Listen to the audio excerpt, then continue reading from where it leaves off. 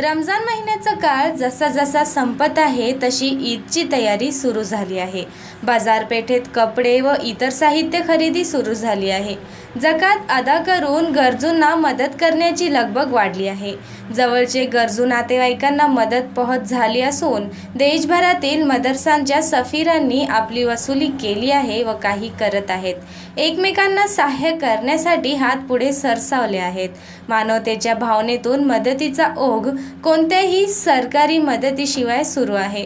हजरत पैगंबरांनी सांगितलेल्या मार्ग व कुराणमधील मार्गदर्शनानुसार वर्तन करण्याचा प्रत्येक जण प्रयत्न करीत असून रमजान महिन्याचा पुण्य पर्वाचा लाभ घेण्याचा प्रयत्न प्रत्येक जण आपल्या परीने करीत आहे।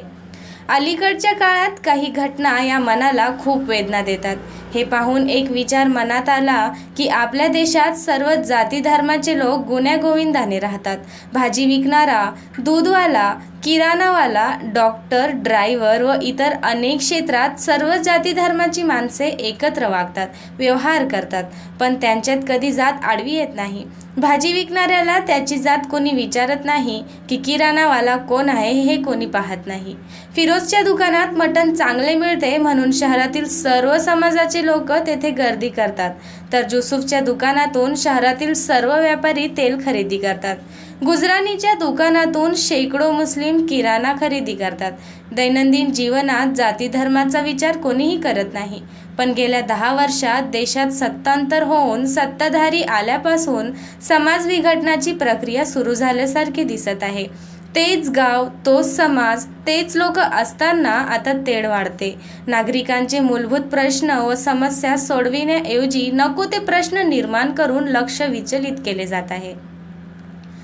हे विश्वची माझे घर हे ज्ञानेश्वरी मांडलेली संकल्पना मोडीस काढून वेगळ्या पद्धतीने केवळ मुस्लिम विरोध निर्माण करण्याचा प्रयत्न काही शक्ती करीत आहे। याला मीडिया खतपाणी घालत आहे।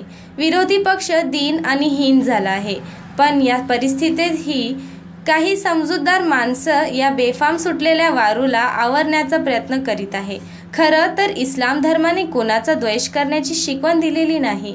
सर्वांनी एकोप्याने राहून देशाचा विकास साधावा आणि सर्वांची प्रगती व्हावी हेच आपल्यासाठी आवश्यक आहे।